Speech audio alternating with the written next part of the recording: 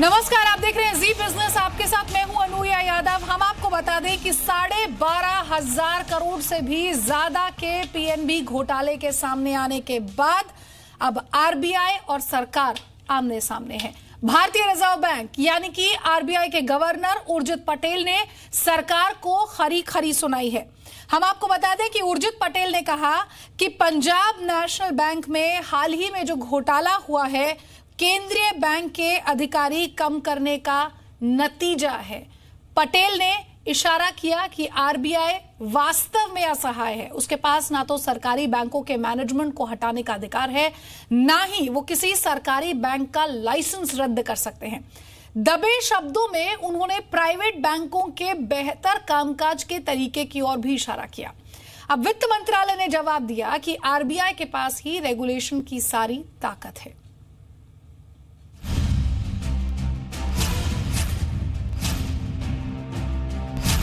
RBI के पास अधिकार कम, कैसे रोके घोटाले? सरकारी बैंकों पर क्यों है सरकार का दोहरा कंट्रोल? सरकार को आरबीआई गवर्नर की खरी। रिजर्व बैंक के गवर्नर ने अब चुप्पी तोड़ी है। उर्जित पटेल ने सरकार पर पलटवार करते हुए कहा है कि पंजाब नेशनल बैंक का महाघोटाला इसलिए हुआ है कि आरबीआई के पास उचित अधिकार नहीं है। पटेल के मुताबिक सरकारी बैंकों के रेगुलेशन के अधिकतर अधिकार आरबीआई के पास हैं ही नहीं। गांधीनगर की गुजरात नेशनल लॉ यूनिवर्सिटी में अपने संबोधन में आरबीआई गवर्नर ने साफ कहा कि आरबीआई वास्तव में असहाय है। उसके पास ना तो सरकारी बैंकों के डायरेक्टर्स को हटाने का अधिकार है, ना ही बैंकों के बीच विलय करने का अधिकार है। आरबीआई किसी सरकारी बैंक का लाइसेंस भी रद्द नहीं कर सकता। उन्होंने कहा कि सरकार ने बैंकिंग रेगुलेशन एक्ट में जो बदलाव किए हैं, उनकी वजह से केंद्रीय बैंक के सभी अधिकार सरकार के हाथ में पहुंच गए हैं। नतीजतन प्राइवेट बैंकों की तुलना में सरकारी बैंकों को कंट्रोल करना मुश्किल है। हालांकि सरकार आरबीआई गवर्नर की दलीलों को सिरे से नकार रही है। वित्त मंत्रालय का कहना है कि आरबीआई के पास रेगुलेशन की सारी ताकत है। आरबीआई ही ऐसी संस्था है जिसकी हर कर्ज खाते पर निगरानी रखने की जवाबदेही होती है। सरकार के पास मालिकाना हक है, लेकिन बैंकों के प्रबंधन में कोई दखल नहीं होता है। 13,000 करोड़ रुपए के महाघोटाले के बाद बैंकिंग सेक्टर में भूचाल मचा हुआ है। सरकारी बैंकों की कार्य प्रणाली पर सवाल उठ रहे हैं। वहीं सरकार बैंकिंग सेक्टर रेगुलेटर्स को चेता रही है कि उन्हें सुधरना होगा।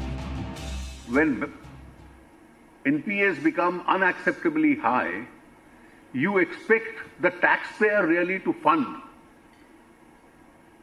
what unprincipled sections of the industry has been able to take out.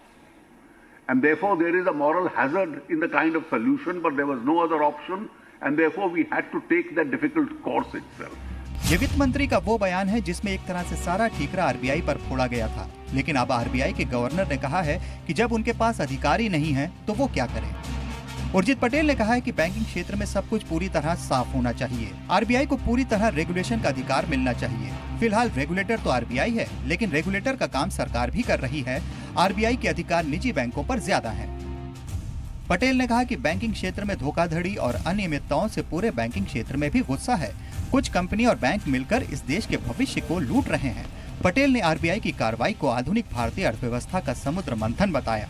उन्होंने कहा कि जब तक मंथन पूरा नहीं हो जाता है और देश के भविष्य के लिए स्थिरता का अमृत नहीं निकल आता है, तब तक किसी को विष पीना पड़ेगा। अगर हमें ये विष पीकर नीलकंठ बनना पड़े तो हम अपने कर्तव्य को निभाने के लिए ऐसा करेंगे। आरबीआई गवर्नर के इस बयान का ये मतलब भी निकाला जा रहा है कि वो सरकारी बैंकों से सरकार का कंट्रोल खत्म करने के साथ साथ दबे शब्दों में उनके प्राइवेटाइजेशन का समर्थन भी कर रहे हैं।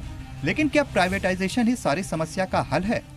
इंडिया में रोड्स बनने हैं, ब्रिज बनना है, पोर्ट बनना है, तो आखिर वो कौन देगा? एसएमईज को लोन देना है, कौन देगा? आखिर वो पीएसयू बैंक्स ही दे सकते हैं। अब उस प्रोसेस में कुछ बैड लोन्स होते हैं तो हो, बट टू से दैट कि इनको प्राइवेटाइज कर दो, इनको बंद कर दो, इनको प्राइवेट सेक्टर को बेच दो, मैं कहता हूं उससे ज्यादा वाहियात आइडिया मैंने आज तक नहीं सुना। These banks are necessary to fund long-term capital needs of India. वहीं साख पर बट्टा लगने के बाद सरकारी बैंकों ने कमर कस ली है। देश के सबसे बड़े सरकारी बैंक एसबीआई का कहना है कि वो अपनी सिक्योरिटी और मॉनिटरिंग को और मजबूत करेंगे। Early warning systems, some banks have already implemented. More triggers can be added. So this is another action point. All banks will implement early warning signals so that the stress is detected as early as possible. creating awareness among the staff members at the branch level, all the staff members, and also ethical awareness. What is they cannot keep quiet. Whistleblowing is that is one thing they have to do when if they observe any of the abnormal activities either by the customer or within the branch. Banking fraud का ये मसला कितना गंभीर है, इसका अंदाजा इस बात से भी लगाया जा सकता है कि देश के vice president M Venkaiah Naidu ने भी इस पर चिंता जाहिर की है। क्रेडाई के सालाना कॉन्क्लेव में उन्होंने कहा कि इस मुद्दे पर संसद में बहस होनी चाहिए। नायडू ने कहा कि नीरव मोदी, मेहुल चोकसी और विजय माल्या जैसे लोगों ने जिस तरह से बैंक फ्रॉड किए हैं, उससे पूरे देश की इमेज खराब हुई है। पूरे बैंकिंग सिस्टम पर ही सवाल खड़े हो गए हैं। जब से सरकारी बैंकों के घोटाले सामने आए हैं, तब से इनके प्राइवेटाइजेशन की मांग भी अलग अलग गलियारों से उठ रही है। अब जिस तरह से आरबीआई गवर्नर ने कामकाज में सरकार के दखल पर सवाल उठाए हैं, उससे यही लग रहा है कि सरकार और आरबीआई दोनों आमने सामने हैं। ब्यूरो रिपोर्ट, जी मीडिया। तो जब से पीएनबी घोटाला हुआ है, तब से आरबीआई और सरकार डैमेज कंट्रोल में है। ये समझाने की कोशिश और ये समझने की भी कोशिश कि जितना बड़ा घोटाला पीएनबी में हुआ है, उतना बड़ा घोटाला दोबारा ना हो, इसके लिए कदम भी लगातार उठाए जा रहे हैं। लेकिन आरबीआई गवर्नर उर्जित पटेल और वित्त मंत्रालय यहां पर आमने सामने आए हैं। आरबीआई गवर्नर ने कुछ आरोप यहां पर लगाए, वित्त मंत्रालय ने उसके जवाब भी दिया। आइए आपको बता देते हैं। आरबीआई गवर्नर ने आरोप लगाया कि हमारे पास अधिकार कम है, आरबीआई के पास अधिकार कम है और आरबीआई के पास रेगुलेशन की सारी ताकत है, ये कहना है वित्त मंत्रालय का। आरबीआई गवर्नर ने एक और बात यहां पर कही और वो ये कि सरकारी बैंकों पर सरकार का दोहरा कंट्रोल रहता है, डबल कंट्रोल रखती है वो। यहां पर आरबीआई के पास हर खाते की निगरानी रखने की जवाबदेही है। वित्त मंत्रालय की तरफ से ये बात सामने आई। आरबीआई गवर्नर उर्जित पटेल ने कहा कि सरकारी बैंकों के डायरेक्टर्स वो नहीं हटा सकते हैं, इसकी जिम्मेदारी उनके पास, इसकी इतनी पावर उनके पास नहीं है। सरकार के पास मालिकाना हक जरूर है, लेकिन प्रबंधन में वो दखल नहीं देती है। वित्त मंत्रालय की ओर से ये बात सामने आई है। आरबीआई गवर्नर उर्जित पटेल ने ये तमाम जो आरोप यहां पर लगाए, उसका जवाब वित्त मंत्रालय ने जरूर दिया। मेरे साथ खास मेहमान यहां पर जुड़ गए हैं। केसी चक्रवर्ती साहब मेरे साथ है, अजय बग्गा भी मेरे साथ है और मैं आपको बता दूं कि मेरे साथ टीसीए श्रीनिवास राघवन है और अब से कुछ देर बाद गोपाल कृष्ण अग्रवाल जो कि डायरेक्टर बैंक ऑफ बड़ौदा के हैं और साथ ही साथ स्पोक्स पर्सन है बीजेपी के, उनसे भी बातचीत करेंगे। लेकिन सबसे पहला सवाल मेरा, Chakravarti sir, thank you so much for joining us on Zee business. और मेरा सवाल आपसे यही है सर कि जो खुद आप आरबीआई में डिप्टी गवर्नर रह चुके हैं सर, ऐसे में मुझे ये बताइए कि जो बातें उर्जित पटेल साहब कह रहे हैं, वो जो कह रहे हैं कि हमारे पास ये अधिकार नहीं है, क्या सच में उनके पास ये अधिकार नहीं है? देखिए, जो बेसिक मुद्दा जो है रेगुलेशन, बैंकिंग रेगुलेशन जो है वो ओनरशिप न्यूट्रल होना चाहिए और इसमें दो राय नहीं है कि गवर्नमेंट जब ओनर हो जाता है बैंक का हमारे कंट्री में, उसमें जो है उसमें रेगुलेशन जो है ओनरशिप न्यूट्रल नहीं रहता है। मगर इसका मतलब यह नहीं है कि अगर रिजर्व बैंक चाहे किसी चेयरमैन को हटाने का, गवर्नमेंट को बताए, वो निकाल नहीं सकते। तो दो चीज अलग अलग है। मगर इस तरीके का जब भी ये रहेगा तो इसमें क्या है, अकाउंटेबिलिटी फिक्स होने में तकलीफ होता है कि जब तक सब सिर्फ सही चल रहा है, सही चल रहा है, मगर जब कुछ गड़बड़ हो जाता है उसमें अकाउंटेबिलिटी नहीं होता है। तो इसमें जो है क्लैरिटी आना चाहिए। मगर ऐसा मैं नहीं मानता हूं कि अगर ये पावर रिजर्व बैंक को आ ही जाए तो सब प्रॉब्लम सॉल्व हो जाएगा। जब तक एक प्रॉपर फ्रेमवर्क नहीं होना चाहिए, वो नहीं होगा। और वो फ्रेमवर्क के लिए क्या है, रेगुलेशन ओनरशिप न्यूट्रल होना चाहिए, रेगुलेशन जो है डिस्क्रिशन बेस्ड नहीं होना चाहिए और रेगुलेशन जो है वो प्रोपोर्शनेट होना चाहिए। तो ये पूरा रिफॉर्म की जरूरत है। आरबीआई गवर्नर ने कुछ मुद्दा उठाया है, उसका अपने में मतलब है, मगर इस पर बहस होना चाहिए और स्ट्रक्चर में और प्रोसेस में चेंज होने की जरूरत है। मगर ऐसा नहीं है कि अगर होता तो ये चीज नहीं होता, ऐसा भी कोई ऐसा बात कोई बता नहीं सकता। तो इसमें दोनों बात रेगुलेशन जो है ओनरशिप न्यूट्रल होना बहुत जरूरी है अगर आपको बैंकिंग रेगुलेशन को इफेक्टिव बनाना है। मिस्टर चक्रवर्ती, मैं आपसे ये समझना चाहूंगी कि जिस तरह से आरबीआई गवर्नर ने कहा कि हमारे हाथ एक तरह से बंधे हुए हैं, एक बात बताइए सर, वित्त मंत्रालय कहता है कि मालिकाना हक जरूर हमारे पास है लेकिन प्रबंधन में हम दखल अंदाजी नहीं करते हैं, लेकिन क्या फिर भी आरबीआई के हाथ कुछ हद तक बंध जाते हैं जब पीएसयू मैनेजमेंट की बात आती है? तो देखिए, थोड़ा तो बना हुआ है, मगर ऐसा मैं मानता नहीं हूं कि अगर रिजर्व बैंक किसी चीज में खुश नहीं है और गवर्नमेंट के पास सही तरीके से उसको ले जाए तो इवन गवर्नमेंट के पास पावर आने से के बाद भी यह नहीं होगा, ऐसा नहीं है। मगर मैं क्या बताता हूं कि ये तो मैं 4 साल पहले का बात बता रहा हूं, हालांकि अभी कोई परिवर्तन आया तो मुझे पता नहीं है, मगर इसमें फ्रेमवर्क की जरूरत है। पावर इंपॉर्टेंट नहीं है, इंपॉर्टेंट है जैसे हम बता रहे हैं चेयरमैन को निकालने की पावर है। हमारे सिस्टम में ना गवर्नमेंट निकाल पाएगा ना रिजर्व बैंक निकाल पाएगा जब तक हमारे पास एक फ्रेमवर्क नहीं आएगा कि किस कंडीशन में हम चेयरमैन को निकाल सकते हैं। बोर्ड को सुपरसीड करना है तो उसका भी एक फ्रेमवर्क होना जरूरी है।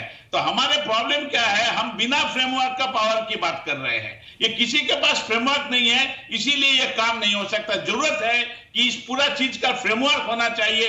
अगर फ्रेमवर्क हो जाएगा, पावर किसी के पास भी हो, मगर अगर वो कंडीशन सेटिस्फाई हो जाएगा, जिसके पास पावर है वो उसकी इंप्लीमेंट कर पाएगा। मगर रेगुलेशन जो है ओनरशिप न्यूट्रल खाली पावर के लिए नहीं है, बहुत दूसरे जगह है। जैसे आप मान लीजिए रिजर्व बैंक का डायरेक्टर खाली सरकारी क्षेत्र के बैंकों के बोर्ड में क्यों होगा? ये होना नहीं चाहिए। अगर प्राइवेट सेक्टर के बैंकों के बोर्ड में रिजर्व बैंक की डायरेक्टर नहीं है तो सरकारी क्षेत्र के बैंकों के डायरेक्टर में भी रिजर्व बैंक का डायरेक्टर होना का जरूरत नहीं है। यह जो है ओनरशिप न्यूट्रल रेगुलेशन की बात है। अगर चेयरमैन की सिलेक्शन है, हम प्राइवेट सेक्टर की बैंक की चेयरमैन की सिलेक्शन में रिजर्व बैंक का कोई से नहीं होता है, इससे फिट एंड प्रॉपर असेसमेंट की, तो पब्लिक सेक्टर बैंक की चेयरमैन की सिलेक्शन में क्यों रिजर्व बैंक का सब नहीं? ये सब चीज जो है फ्रेमवर्क को हम मजबूत नहीं कर रहे हैं। अगर हम नियत नहीं करेंगे, जब भी कोई प्रॉब्लम आएगा तो अकाउंटेबिलिटी फिक्स नहीं हो पाएगा, तो एक जो है दूसरे के सर पर बता देंगे कि ये मेरा काम नहीं है। इसलिए इसमें क्लैरिटी आना बहुत जरूरत है।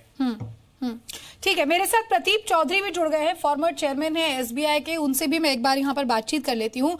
Mister Chaudhary, thank you so much. Sir, RBI governor ने जो यहाँ पर ये बयान दिया है अपने बैंकों की ताकत को लेकर, कितना हक उनके पास है, कितनी पावर्स उनके पास है, किस तरह के डिसीजंस वो ले सकते हैं, इसका क्या मतलब निकाला जाए यहाँ पर? नहीं, मतलब तो ये है कि कितनी पावर उनको चाहिए और जो पावर ऑलरेडी है उसका यूज हुआ है क्या? क्योंकि गवर्नमेंट तो यही कहेगी ना, और सभी लोग कहेंगे कि आप रेगुलेटर हैं, रिस्क मैनेज करना तो आपका काम है, तो आपने रिस्क क्यों नहीं मैनेज किया? तो उसमें बताए उनको किसी ने पावर छीन रखा है क्या रिस्क मैनेज करने का? और जहां तक ये गवर्नमेंट बैंक में भी रिजर्व बैंक के गवर्नर और वो डेलीगेट करते हैं डेप्यूटी गवर्नर, वो सिलेक्ट करने में, सीईओ को सिलेक्ट करने में, बैंकों के एमडी, ईडी और चेयरमैन सिलेक्ट करने में एसबीआई के उनकी काफी भूमिका रहती है, उनसे पूछा जाता है। He is normally the chair of the interview panel. और दूसरी बात यह है कि जो बाकी दूसरे डायरेक्टर हैं, जो non whole time director mister Chaudhary, उनके लिए भी आरबीआई फिट एंड प्रॉपर। हाँ, आरबीआई गवर्नर का ये कहना है कि सरकारी बैंकों में जो कंट्रोल है वो दोहरा कंट्रोल होता है, उसी दोहरे कंट्रोल को कंट्रोल करने के लिए उन्हें परेशानी होती है, कहीं ना कहीं उनके हाथ बन जाते हैं। Do you think share holder की एक व्यू होता है और रेगुलेटर का एक व्यू होता है, तो इसमें हमारे देश में शेयर होल्डर भी और रेगुलेटर दोनों ही गवर्नमेंट है, तो उनको अपना एरिया बांट के, और इसमें आप ये नहीं पास कर सकते कि आपने ऑडिट किया नहीं, नजर आया नहीं और कहिए कि मेरे पास पावर नहीं है। ऑडिट करने की पावर तो आपके पास पूरी की पूरी है। ठीक है, अजय बग्गा भी मेरे साथ हैं। अजय, आपने सुना कल आरबीआई गवर्नर ने क्या कुछ कहा था, उसका जवाब आज वित्त मंत्रालय ने दिया और कहा कि देखिए मालिकाना हक हमारा जरूर है, लेकिन आप अपने डिसीजंस यहाँ पर ले सकते हैं, आप प्रबंधन में दखल अंदाजी कर सकते हैं, लेकिन खुद यहाँ पर केसी चक्रवर्ती सर ने भी माना कि हाँ थोड़ी परेशानी होती है क्योंकि मैनेजमेंट में सरकारी आदमी भी है, तो इसलिए कुछ हद तक हाथ जरूर बंधे होते हैं। अब आप क्या कहेंगे इस पर, क्योंकि आप भी काफी लंबे समय तक बैंकिंग सेक्टर से जुड़े रहे थे? जी बिल्कुल, और मैंने एसबीआई कार्ड्स में काम किया है, फॉरेन बैंक्स में काम किया है, काफी प्राइवेट सेक्टर में काम किया है। एक चीज तो तय है, जब हमारे फॉरेन बैंक्स के सीनियर्स भी आते थे वो यही कहते थे कि जो पब्लिक सेक्टर बैंक्स के वरिष्ठ अधिकारी हैं उनसे फाइनेस्ट बैंकर्स विश्व में नहीं है।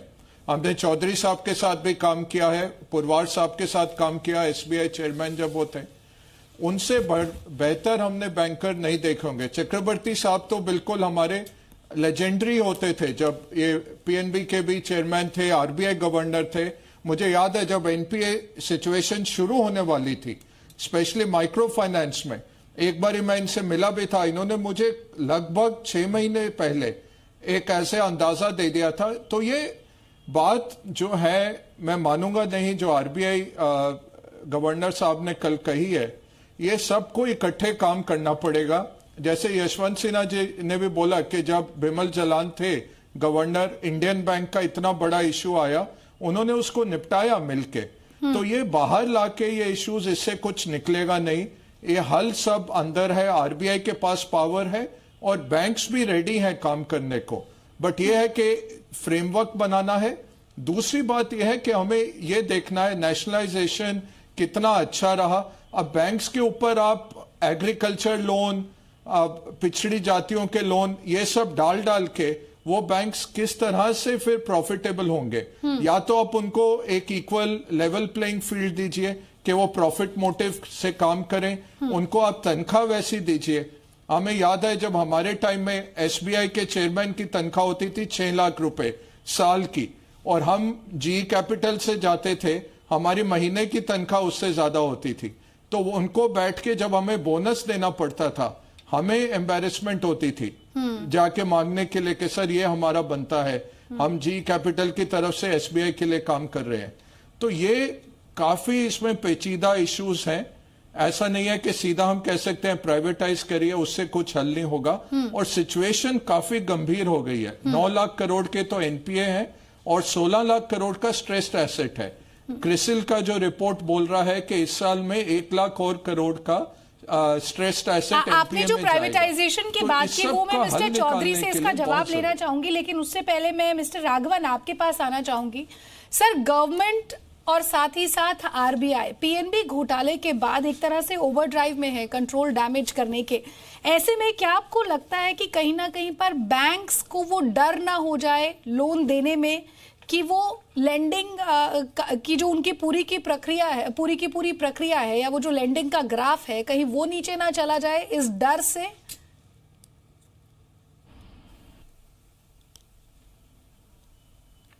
लेंड करते वक्त डर तो होना चाहिए, क्योंकि रिस्क होता है, और अगर आपका रिस्क असेसमेंट ठीक नहीं है तो कुछ ना कुछ गड़बड़ होगा। सवाल यह है, जो अभी ये 3 पहले जो लोग बोले, बुला देना, ये इनकी मैं इन तीनों की बहुत इज्जत करता हूं, बट आप देखें तो ये लोग सब पब्लिक सेक्टर बैंक से हैं, तो they will naturally take a certain position which is valid, ठीक है। बट बात जो यहां पे हो रही है, नीरव मोदी हो या विजय माल्या हो या जो भी हो, वो है फ्रॉड की। सो द क्वेश्चन बिकम्स कि ये जो फ्रॉड हुआ, कि ये क्यों हुआ, what were the systems that were in place कि ये फ्रॉड डिटेक्ट हो सके। अब नीरव मोदी के केस में पंजाब नेशनल बैंक हर तरह की चीजें कह रही हैं, मुझे नहीं मालूम व्हाट इज द रियलिटी। दूसरी बात इसमें यह है, which is I think the core issue, वो ये है कि जब फ्रॉड पकड़ा जाता है तो जिस आदमी ने इतना बड़ा फ्रॉड किया हो, जितने लोग हैं जिन्होंने इस तरह के फ्रॉड किए हों, उनके पॉलिटिकल कनेक्शंस होते हैं। Those are exercised through the finance ministry or some other minister speaking to the finance minister. ये होता है। अगर ये नहीं होता है तो यहां 2 फॉर्मर चेयरमैन बैठे हैं, वो डिनाई करें। सो रिजर्व बैंक के पास फॉर्मल पावर्स जरूर हो सकते हैं, बट एक्सरसाइज करने में बाधाएं आती हैं। चक्रवर्ती साहब ने फ्रेमवर्क की बात की, बिल्कुल सही बात है, but you know he was talking only about removal of chairman.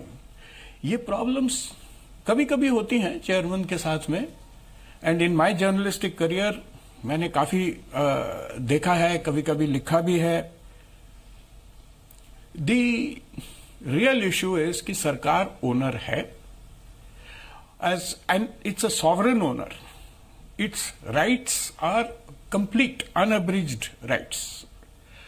तो अब जैसे अभी बात हो रही थी कि फार्म सेक्टर को देना है, एसईबीज को देना है. This is not a banking function,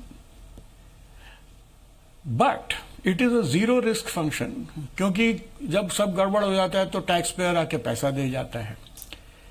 but I think we should confine ourselves to fraud.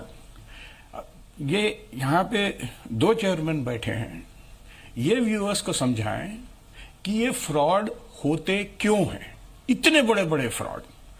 बाकी सब तो वी कैन कीप डिस्कसिंग, उसके लिए कमेटी हो सकती है, डायलॉग हो सकता है. ठीक है मिस्टर राघवन, आपका जो सवाल है वैसे प्रदीप चौधरी जी आप जवाब देना चाहेंगे इसका कि इतने बड़े फ्रॉड होते क्यों है? चलिए, उनसे हमारा फोन से संपर्क यहाँ पर टूट गया. Mister Chakraborty, would you like to answer that question?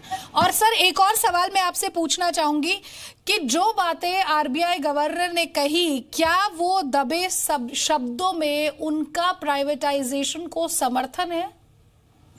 नहीं, डायरेक्ट प्राइवेटाइजेशन का समर्थन नहीं है, मगर अगर बैंकों में governance, system, process, framework of dealing with the bank at par with the way the Reserve Bank can deal with, Reserve Bank जैसे प्राइवेट बैंक से डील कर सकते हैं, ये हो नहीं सकता क्योंकि गवर्नमेंट ओनर है.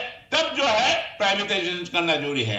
अगर आप सिस्टम, अकाउंटेबिलिटी, गवर्नेंस, स्ट्रक्चर, वो जो है रेगुलेशन जो है ओनरशिप न्यूट्रल, अगर आप गवर्नमेंट के ओनर होते हुए भी ला सकते हैं तो प्राइवेटाइजेशन की कोई जरूरत नहीं है. क्योंकि ग्लोबली ये देखा गया है, banking performance is ownership neutral. ये जो है quality of management, governance and system and processes of risk management etcetera, this are more important. ये मेरा व्यू है. मगर अगर गवर्नमेंट ऐसा बताता है कि सोसाइटी ऐसे वो लोग मानते हैं कि ये चीज जो है गवर्नमेंट ओनरशिप में पॉसिबल नहीं है, तब जो है प्राइवेटाइजेशन करने की जरूरत है. ये नंबर 1. ठीक है नंबर 2, हाँ सर, मेरे पास समय की कमी है, इसलिए बस अभी गोपाल कृष्ण अग्रवाल साहब हमारे साथ जुड़े हैं. गोपाल जी, कुछ टेक्निकल दिक्कतों की वजह से आप बस अभी हमारे साथ जुड़ पाए हैं. सर, वित्त मंत्री ने एक बात यहां पर कही थी, और वो ये कि रेगुलेटर जो है उसे और ज्यादा विजिलेंट होने की जरूरत है. लेकिन पीएनबी घोटाले के बाद क्या आपको लगता है कि जो रेगुलेटर है उससे कहीं ना कहीं पर बड़ी चूक हुई है, वो उतना विजिलेंट नहीं है जितना उसे होना चाहिए था, और उसी का नतीजा है कि ये 12,500 करोड़ का घोटाला पीएनबी में सामने आया, और ये आंकड़ा अब बढ़ता भी जा रहा है? देखिए, किसी एक को किसी तरह ब्लेम करना मुझे नहीं लगता. पूरे सिस्टम में कई लूप होल्स हैं. जब पूरा स्ट्रक्चर में हजारों एम्प्लॉयज बैंक के भी इन्वॉल्व होते हैं, बैंक का अपना इंटरनल कंट्रोल सिस्टम है, इंटरनल मैनेजमेंट का सिस्टम है, बोर्ड है, उसके बाद फिर उनकी ऑडिट कमिटीज होती है, एमसीबी होती है, उन सारे स्ट्रक्चर के थ्रू डिसीजन मेकिंग प्रोसेस होती है. फिर आईटी का भी पूरा इन्वॉल्वमेंट होता है. उसके बाद एक्सटर्नल ऑडिटर, चार्टर्ड अकाउंटेंट्स उस सिस्टम को ऑडिट करते हैं. फिर आरबीआई की भी ऑडिट्स होते हैं, उनके कंट्रोल मैकेनिज्म, इंस्पेक्शन, सारी चीजें होती हैं. उसके बाद भी कहीं ना कहीं जैसे ये फ्रॉड्स हो जाते हैं, ओवरसाइट भी जो होती है, जो मिनिस्ट्री ऑफ फाइनेंस की भी होती है, तो पूरे सिस्टम में कहीं ना कहीं लूप होल आ जाते हैं, और उसको मैनिपुलेट करके फ्रॉड जो हो जाते हैं, उसमें उस फ्रॉड्स को कोई ऐसे आइसोलेटेड किसी एक व्यक्ति की जिम्मेदारी है, एक इंस्टीट्यूशन की नहीं लगा सकते. कॉरपोरेट गवर्नेंस के पूरे स्ट्रक्चर है, पूरे इंस्टीट्यूशन, बैंक सब बने हुए हैं, तो ये कलेक्टिव जिम्मेदारी ही होनी चाहिए. हमारा तो मानना ये है. और कोई अगर आरबीआई कल कहे कि नहीं इसमें मिनिस्ट्री की जिम्मेदारी है, मिनिस्ट्री कहे कि चार्टर्ड अकाउंटेंट्स की जिम्मेदारी है, चार्टर्ड अकाउंटेंट कहे कि इंटरनल कंट्रोल की जिम्मेदारी है, और बैंक मैनेजमेंट कहे कि बोर्ड की जिम्मेदारी नहीं है, एक एम्प्लॉय की जिसने साइन किया पेपर. लेकिन सर, बहुत जल्दी से you think regulator needs to be more vigilant in such cases? Regulator का एक काम है कि विजिलेंस के साथ उसको स्ट्रॉन्ग पेनलाइज एक्शन लेने चाहिए. ठीक है. जो हमारे यहाँ पे पेनलाइजिंग एक्शंस नहीं होते, वह कई बार प्रॉब्लम क्रिएट करते हैं. और प्राइवेट सेक्टर को बहुत अच्छा कह दो, ये बात नहीं है. प्राइवेट सेक्टर में फ्रॉड हो रहे हैं, एक्सिस बैंक सबके निकल के आ रहे हैं, आईसीआईसीआई का सबका भी आ रहा है. तो प्राइवेट पीएसयू बैंक का कोई वो नहीं है, वो तो लेक्सी कहीं आ जाती है. रिफॉर्म्स भी कई तरह के आ रहे हैं. तो ये बात है। तो हम मानते हैं कि it has to be a collective responsibility of all of us. Mister Bagga, do you also feel what जो गोपाल कृष्ण अग्रवाल साहब ने कहा कि जिम्मेदारी तो फिर एक तरह से सबकी बनती है और विजिलेंस के साथ साथ कहीं ना कहीं पर बैंक इस तरह के घोटाले जब सामने आते हैं उसके बाद भी कोई स्ट्रिक्ट एक्शन नहीं, वो एक्शन उतना स्ट्रिक्ट नहीं होता है कि अगली बार ऐसा कुछ ना हो? देखिए तीन चीजें हैं। एक तो देखिए जो सबसे बड़ा प्राइवेट सेक्टर बैंक है उसका मार्केट कैप सब पब्लिक सेक्टर बैंक से ज्यादा हो गया है, तो ये हमें जरूर देखना है कि इसके क्या कारण है।